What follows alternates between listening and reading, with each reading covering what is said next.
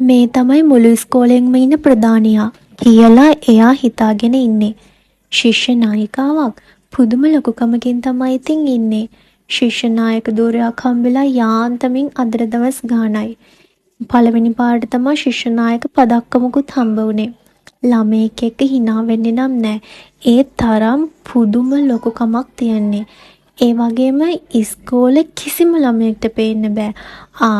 නෑ ඉස්කෝලේ ගෑනු ළමයින්ට විතරක් පේන්න බෑ. ඉස්කෝලේ ගෑනු ළමයින්ට මෙයාව පේන්න බෑ. මෙයාට ඉස්කෝලේ ගෑනු ළමයින්ව පේන්න බෑ.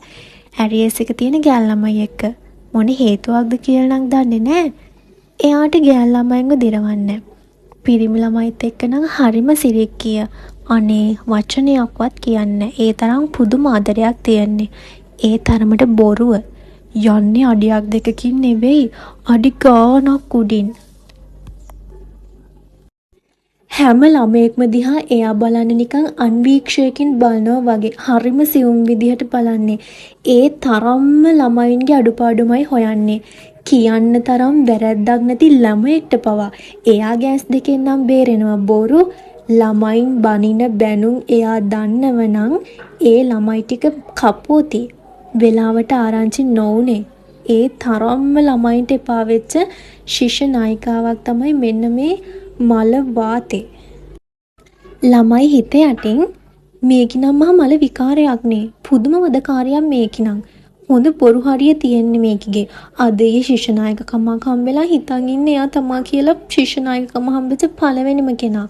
මල විකාරයක් වෙලා තියෙන්නේ මුළු ඉස්කෝලේටම. අන්න එහෙම හිතනවා. උන්දට හිත කියවන්න පුළුවන් වුණා නම් මෙතන තවත් ලෝක විනාශයක්. උදේ රැසීම තියෙන හැම දවසකටම ළමයින්ට මෙයාගේ මේ සුපුරුදු වචන ටික අහලා එපා වෙලා කොටින්ම කියනවා නම් ළමයින්ට ඒ වචන ටික හොඳට පාඩම්. මොකක්ද ඉතින් හැමදාම කියන්නේ නංගි ඔයා තව කොණ්ඩේ ගොතන්න ඕනේ, කොණ්ඩේ තෙල් ටිකක් ගාන්න ඕනේ, කෑලි පැනලා ගවුම කොටයි නියපොත හොඳට කපන්න ඕනේ. මේවා ඉතින් ආදරෙන් නම් කියන්නේ නෑ. එක වෙලාවකට කොණ්ඩයක් අල්ලගෙන අනේ මන්දා මෙන්න මේ විදිහට තමයි ගොතන්නේ. කෑලි තියෙන්න බෑ. ඉතින් මෙහෙම කියන්නේ ආදරෙන් නම් නෙවෙයි. අනේ ඉතින් ඒ සද්ද දාන්නේ ඉස්කෝලේ ඉන්න අහිංසකම කෙල්ලට. හරියට මේ මං වගේ මොනව කිව්වත් කරබාගෙන මූණක් නම් මුස්සල බලන්න ඒ තරමට අහිංසක කෙල්ලොන්ට.